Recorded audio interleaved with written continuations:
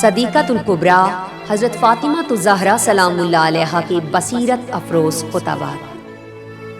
خدا کی حمد و ثنا اور نظریہ توحید۔ بسم اللہ الرحمن الرحیم، الحمدللہ علی ما انعم وَلَهُ الشکر۔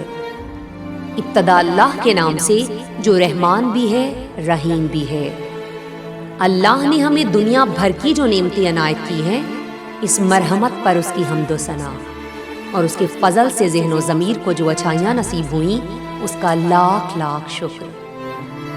پھر اس خصوص میں بھی اس کی تعریف و توصیف کہ اس نے سب کو دیا اور سب کچھ دیا۔ پالنے والے نے آغاز حیات سے ہر ایک کو ساز و سامان عطا کیا، اور اس کے فیض کی وسعت، داد و دہش کی یکرنگی اور لطف عام کا کیا کہنا۔ کمال توجہ سے اس کی لگاتار مہربانیاں بھی لائق کے 100,000 ستائش ہیں۔ اس کے احسانات کا نہ کسی سے حساب ممکن اور نہ ہی کوئی اس کے شمار کی سکت رکھتا ہے۔ نیز دامن کرم اتنا پھیلا ہوا ہے کہ پورے طور پر کوئی شکرانہ بھی ادا کرنے کے قابل نہیں، اور ان نوازشوں کی انتہا کو کون پائے کہ آدمی کا تخیل تک اس کے مقام پر پہنچنے سے قاصر ہے۔ پالنے والے نے اپنی بخشش میں مزید اضافے اور تسلسل کی خاطر سب کو احسان ماننے کی ہدایت فرمائی، اور تکمیل نعمت کی غرض سے آئین تشکر کو معمول بنائے رکھنے کی تاکید کی۔ اس کے علاوہ اس نے ان جیسی نعمتوں کے مقرر حصول کے لیے اپنے بندوں کو سپاس گزار ہونے کا حکم دیا۔ میں گواہی دیتی ہوں کہ اللہ کے سوا اور کوئی معبود نہیں، وہ یکتا ہے، بے مثال ہے، اس کا کوئی شریک نہیں۔ اس نے اخلاص کو کلمہ شہادت کا جوہر قرار دیا، یعنی اس حقیقت کا اعتراف کہ اس کی ہر خوبی عین ذات ہے۔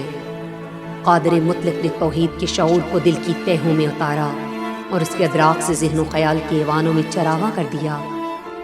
ہماری آنکھوں میں نہ یہ تاب و تواں ہے کہ اس کا دیدار ممکن ہو جائے، اور نہ ہی زبانوں کو اتنا یارا کہ اس کی مدح سرائی کر سکیں۔ فکر کتنی ہی بلند ہو، مگر کیا مجال کہ اس کے عرفان کی منزل تک پہنچ پائے۔ جب کسی چیز کا نام و نشان بھی نہیں تھا، تب اس نے ہر شے کو وجود دیا، نمود بخشا۔ بغیر کسی نقشے اور نمونے کے اس نے صحن گیتی اور بام فلک کی تخلیق فرمائی۔ ہر ہستی کو اس نے اپنی قدرت سے بنایا، ہر پیکر کو اپنی مشیت سے ایجاد کیا۔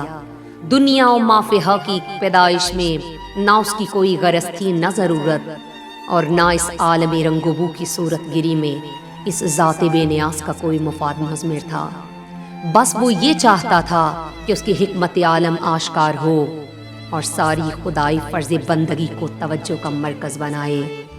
پھر تخلیق کی ایک وجہ یہ بھی تھی کہ آفریدگار عالم اپنی ہماگیر قدرت کو نمایاں فرما کر یہ بھی جتا دے کہ وہی سب کا آقا اور دنیا کے تمام لوگ اس کے بندے ہیں۔ ساتھ ساتھ یہ مقصد بھی تھا کہ دین کے پیغام اور خدا شناسی کی دعوت کو استحکام حاصل ہو۔ پھر اس نے اپنی اطاعت کو باعث ثواب اور سرکشی کو لائق تعزیر قرار دیا، تاکہ یہ بندے اس کے غیظ و غضب کی زد میں نہ آئیں اور بہشت کی راہوں پر گامزن رہیں۔